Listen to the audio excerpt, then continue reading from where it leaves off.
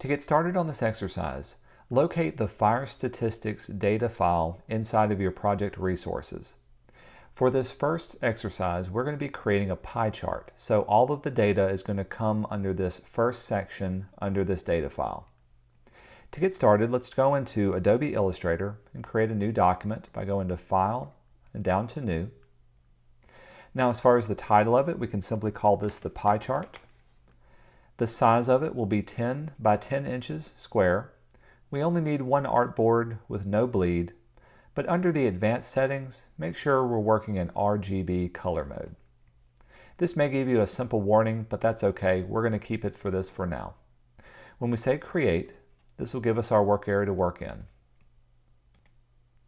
To create a pie chart or any other kind of chart or graph, locate the graph tools at the bottom of your toolbox. When you click and hold, you can see there's a variety of different kinds of graphs and charts you can create. For this one, we're going to choose the Pie Graph tool. With this tool selected, click and drag over the artboard area to create a first simple little pie graph. When you do this, it'll also open up your data text box. Inside of this box is where we can type all of the data for this pie graph. I'm going to scooch my Illustrator over so I can see both my data set and Illustrator. Now going to the very top of our pie chart, all of our data is already tabbed out for us. So I'm going to highlight all of this data, go up to Edit and Copy. Then we'll jump back into Illustrator, and inside of our data box, click on the very first cell and go up to Edit and Paste. This will paste it into the cell. Notice that under the first column, you've got all of these indicators, and on the second column, you've got all of the different numbers. If you need to, you can make the column much larger. Now, if we check the checkbox or apply on the very far right-hand side, this is going to give you a series of different circles. In other words, this is an incorrect kind of pie chart we want to create. It's creating 7 different pie charts. Instead of doing this, we want to have all of the data in one pie chart. To correct this, if you've got your data in the wrong columns, as we do here, simply click on the Transpose Row and Column button, and this will swap everything over into their own row and own column.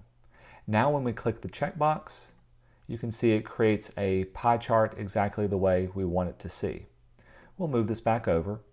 In addition to creating the pie chart, you can also see it gives us our labels off to the side indicating what each color, or in this case, grayscale value, indicates. The next thing we need to do is to customize how this looks. If you ever need to change up the look and feel of the kind of graph you've created, with it selected, I'm going to choose my selection tool, you can close out the data box and go up to Object and down to the very bottom under Graph, we're going to select Type. From Type, the first thing you can do is to change up what kind or type of graph you have selected. So if you've mistakenly added a pie when you meant to do a bar or a line graph, here's where you can change it. In our case, we don't want to have our legend off to the side. We want to put all of the values inside of the pie chart itself. So under the options, set the legend from standard to legends inside wedge. When we say OK, this will move everything inside of these different areas to work in. The next thing we need to do is to add color and more data to the area that we're working with. The colors we want to work under can be found under our swatches. And let's open up the swatch libraries. I'm going to go to the gradients and open up our bright swatches. These are nice and colorful and can easily add some interest to our design. To colorize our area, choose your direct selection tool, the white arrow, and then carefully click on each wedge. When you've got a wedge selected, select an appropriate color for it. Do the same for all of the different colors around your area.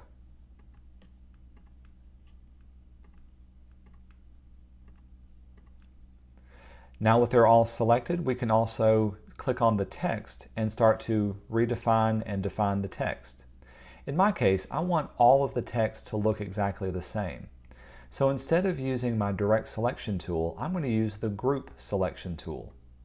This one has a little plus sign at the top And if you click once on an area, then click again, it will select all of the same grouped items. In this case, it's all of the text that we have.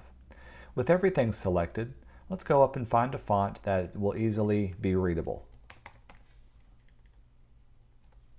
And we can also change the size at this time. From here, we can do things like change the color to be sure it's noticeable. And the last thing I want you to do to this graph is to add all of the data back into the title. I'm going to close my brights out. In this case, for undetermined, I'll grab my type tool. I'm going to hit return and type out 18%. For other, this will be 17%. For smoking, 29%. For intentional, 16%. For electrical, 11%. And finally, cooking, counted 9%. From here, any other tweaks that you want to do to your pie chart can also be done. This can include changing up the stroke outline or letting the items be larger or smaller on your page. Once you're finished with this, we can go to File and Save. We'll keep it as an Adobe Illustrator file for now. I'm going to save mine to the desktop so I can quickly and easily find it. We'll say OK to the options. And this Illustrator file is what you'll upload to Moodle for your exercise grade.